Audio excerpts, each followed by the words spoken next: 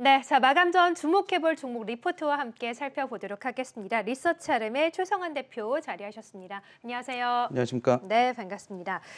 오늘 또 스몰캡 순서에는 최성환 대표께서 2, 3년 동안 길게 볼 만한 종목 3선을 준비해 오셨다고 들었는데 굉장히 좀 길게 잡으셨습니다. 목표를. 일단 첫 번째 종목부터 한번 살펴볼까요? 일단 첫 번째 종목은 DYPNF라는 기업인데요. 분체 이송 시스템으로 잘 알려진 그런 기업이고요.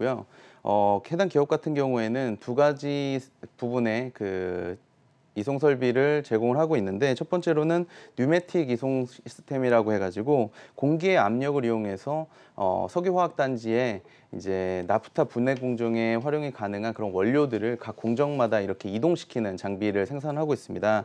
해당 PCS 장비 같은 경우에는 국내 LG화학 같은 이런 석유화학 단지들에 공급이 되고 있고요. 전체 시장에서 한 60%에서 70% 정도 시장을 독점하고 있는 그런 기업이다라고 보시면 될 것 같습니다. 그리고 두 번째로는 메카니컬 이송 시스템이라고 해가지고요. 우리가 이제 시멘트를 이동하는 그런 컨베이어 벨트라든지 아니면 석탄 화력 발전소에서 이런 석탄 같은 원료들을 발전소까지 이동시키는 그런 설비라고 보시면 될 것 같은데, 이런 부분들에서 지금 매출이 일어나고 있는 그런 회사다라고 보시면 될 것 같습니다. 네, 이 DYPNF는 특히 최근에는 친환경 기업으로도 부각을 받고 있는 것 같은데 특별한 이유가 있습니까?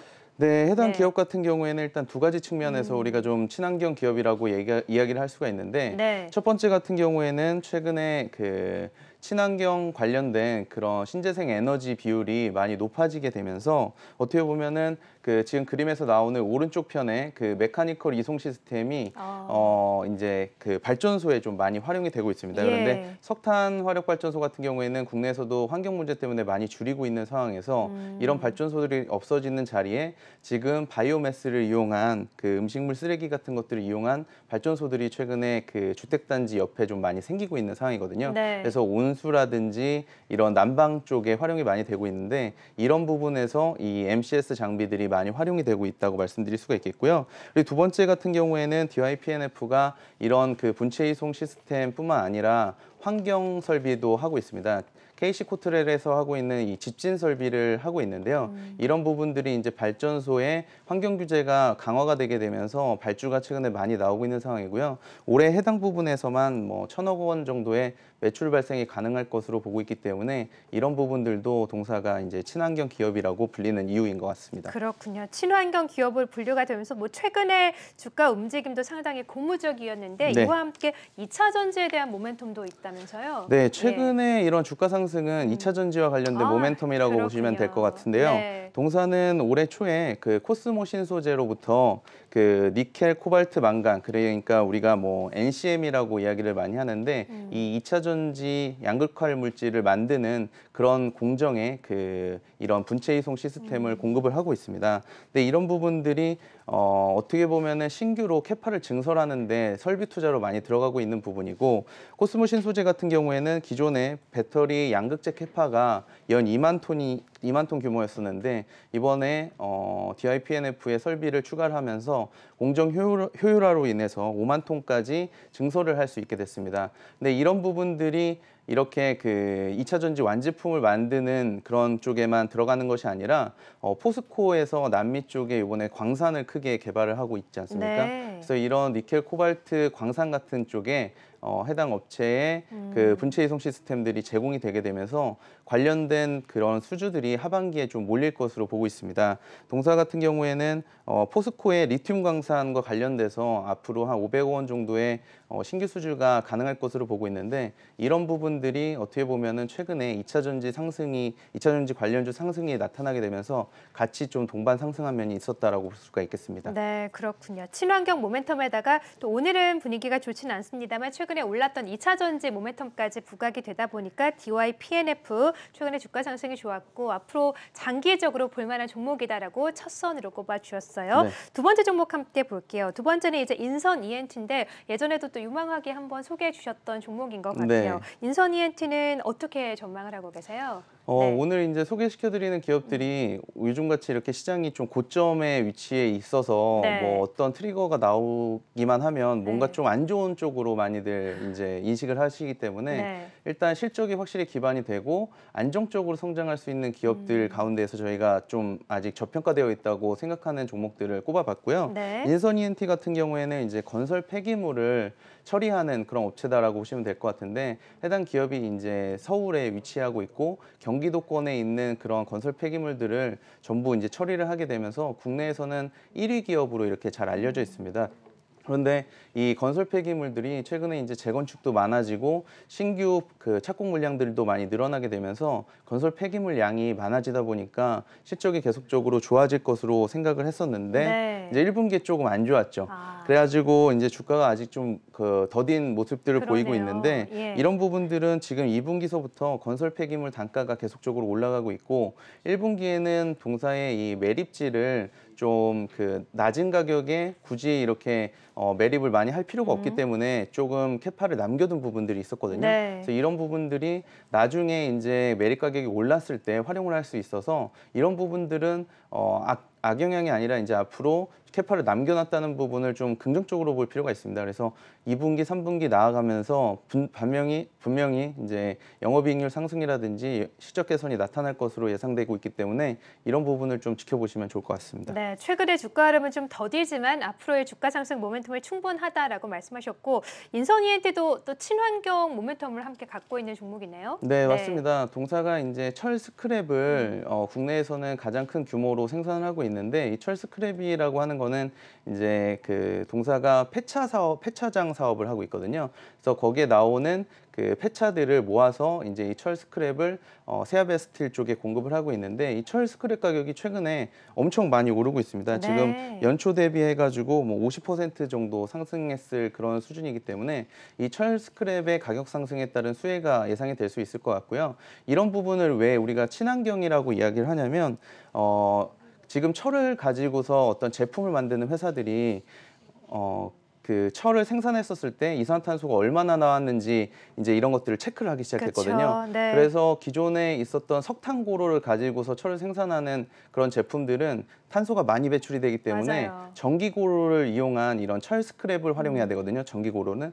그래서 이런 철 스크랩의 그런 그 수요들이 계속적으로 증가를 할 것이고 이런 부분에서 국내에서는 가장 높은 그 생산 캐파를 가지고 있기 때문에 우리가 주목해 볼 필요가 있다고 말씀드릴 수가 있겠습니다. 네, 자 그런 면에서 친환경 모멘텀까지 갖고 있는 인선 ENT. 근데 지금 우리가 2, 3년 동안 보유할 장기 보유 종목을 살펴보고 네, 있잖아요. 맞습니다. 인선 ENT도 장기적으로 보유할 만한 모멘텀이 있습니까? 네, 있습니다. 네. 그러니까 인선 ENT의 자회사로 있는 네. 인선 모터스라는 기업이 있거든요. 아, 예. 이 인선 모터스가 하는 일이 이제 폐 배터리를 모아다가 그것들을 이제 재활용하는 사업을 하고 있거든요. 국내에서는 아마 가장 먼저 이런 사업을 시작했다고 보시면 될 것 같고요.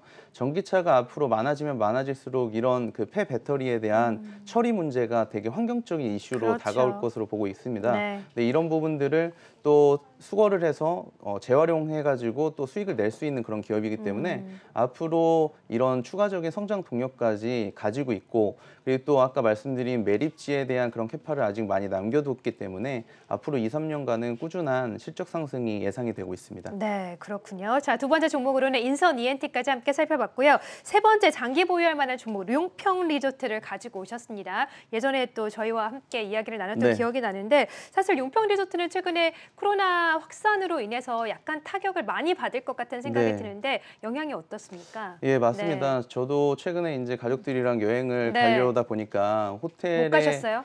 이게 좀 요즘에 많이 못 가는 상황인데요. 네. 호텔 같은 데 예약을 해놨더라도 수용할 수 있는 인원이 한계가 돼 있기 그렇죠. 때문에 네. 이런 부분들을 예약도 막 다 취소를 시키고 맞아요. 이러는 부분들이 네. 많이 있더라고요. 그래서 이런 부분들이 어떻게 보면은 실적에 대한 그런 우려감들로 작용할 수 있겠지만 앞으로는 원래 우리 주식이라고 하는 게 조금 안 좋았을 때 이렇게 관심을 가져봐야지 좀 저가의 주식을 매수할 수 있는 그런 타이밍이기 때문에 이렇게 좀 코로나 확산이 심각했을 때 이런 리조트 관련된 회사들을 관심 갖는 게 바람직한 그런 투자 방식이 아닐까 저는 이렇게 생각합니다. 그리고 장기적으로 봤었을 때 용평 리조트에 대한 이야기들을 왜 말씀드리냐면 자산주로서의 매력이 풍부하기 때문인데요. 일단은 액면가가 5,000원짜리 기업인데 지금 주가가 5,700원 정도 수준에 머물러 있고 최근에 이제 그 알펜시아 리조트가 매각이 되게 되면서 7천억 원 상당의 그런 그 평가 금액을 책정이 됐거든요. 근데 이런 부분들이 용평 리조트는 지금 시가총액이 3천억 원 정도에 불과하기 때문에 네. 이런 어떤 그 호텔의 시설들이라든지 뭐 골프장 그리고 여러 가지 기타의 부가 시설들을 그 비교했었을 때 아직도 상당한 매력적인 구간이다 이렇게 좀 말씀드릴 수가 있겠습니다. 네, 최근에는 또 알펜시아 리조트 매각 이슈가 네. 있었는데 이 이슈로 인한 용평 리조트의 재부각도 좀 받을 수 있을까요? 네, 네. 그런 부분들을 저희들이 좀 기대를 해봤는데 네. 실제로 알펜시아 리조트가 매각이 네. 된 이후에 용평 리조트에 대한 관심들이 그렇게 좀 높지는 않았습니다. 코로나 영향도 있는 것 같아요. 네, 맞습니다. 네. 그런 부분들이 분명히 저희는 해소가 될 것으로 이렇게 보고 있고요. 단순하게 비교만 하더라도 이제 그 용평 리조트 같은 경우에도 뭐 45개의 이런 그 골프장을 가지고 있고 네. 어떻게 보면 골프장 수준도 비슷하고 알펜시아와 그리고 또 그 호텔 같은 경우에는 알펜시아 리조트 같은 경우에는 전체적으로 870호 정도의 리조트를 가지고 있었는데 지금 그 용평 리조트 같은 경우에는 2,000호가 넘는 그런 리조트를 가지고 있기 때문에 단순 비교하더라도 상당히 높은 그런 그 호텔 수량을 보유를 하고 있고 면적 같은 경우에도 한 2배 정도의 그런 차이가 나기 때문에 분명히 좀 재평가받을 수가 있겠다라고 저는 판단하고 있습니다. 네, 용평 리조트 정말 바람대로 꼭 재평가가 됐으면 좋겠고요. 네. 앞으로 성장성, 장기 보유할 만한 성장 모멘텀은 갖고 있다라고 보십니까? 네, 일단은 뭐 여행 수요는 지금이 가장 저점이지 않나 이렇게 맞아요. 판단이 되고 있고요. 늘어날 수밖에 없을 것 같아요. 늘어날 네. 수밖에 없을 거라고 저도 생각을 하고 이런 부분들이 이제 동사의 운영 수익으로 계속적으로 잡히게 될 것으로 보고 있습니다. 그리고 동사는 올 하반기에 이제 분양 수익들도 좀 예상해 볼 수가 있는데 이런 분양 수입들 그러니까 프리미엄 콘도의 분양들이 예정이 되어 있기 때문에 이런 부분들도 감안하시면 여태까지 좀 적자를 기록하고 있었던 회사지만 분명히 올해서부터는 턴어라운드가 가능한 그런 기업이다라고 말씀드릴 수가 있겠습니다. 네, 알겠습니다. 자, 오늘은 2, 3년 동안 장기 보유할 만한 종목으로 세 종목 함께 꼽아봤고요. 좀 아쉽지만 오늘 최성원 대표가 아름아름 리포트 순서 마지막이라고 좀 들었습니다. 네. 꿈을 이루기 위해서 뉴욕으로 가신다고 들었는데요. 네. 시청자분들께 마지막 인사 한 말씀 해주시죠. 네. 뭐 제가 이제 여러 종목들도 여기서 소개시켜드리고 해서 저도 상당히 뭐 소회가 좀 남다른데 네. 보면은 저는 이렇게 생각합니다. 투자자분들이 주식 투자도 있고 부동산 투자도 있고 여러 가지 투자가 있지만 가장 좋은 투자는 이 본인에게 하는 투자가 가장 좋은 투자가 아닌가 이런 생각이 저는 가지고 있었거든요. 그래서 그런 부분들을 이제 좀 학업적인 측면에서 좀 뭐 잃어보려고 이제 어떻게 그 뉴욕의 NYU라는 학교에 지원을 하게 됐는데 다행히 이제 합격을 하게 돼서 좀 이동을 하게 됐습니다. 뭐 월스트리트에서 좋은 정보들 또 한국경제TV를 통해 가지고 말씀드릴 수 있도록 노력하겠으니까요. 앞으로 좀 잘 관심 있게 봐주시면 좋을 것 같습니다. 네. 감사합니다. 아름아름 스몰캡은 계속 이어지는 거죠? 네, 저희 새로운 대표가 예. 저보다 또 더 능력이 있기 때문에 네, 알겠습니다. 네, 갑자기 가슴이 좀 찡해지는 것 같은데요. 감사합니다. 지금 또 삼선은 2, 3년 동안 장기 보유해볼 만하다라고 하셨으니까 뉴욕에서 돌아오신 이후에 이 네. 종목들 리뷰 꼭 부탁드리도록 네, 하겠습니다. 알겠습니다. 네, 자 지금까지 아름아름 스몰캡 최성원 대표와 함께 진행을 해봤고요. 여기서 인사드릴게요. 오늘 대단히 고맙습니다. 감사합니다.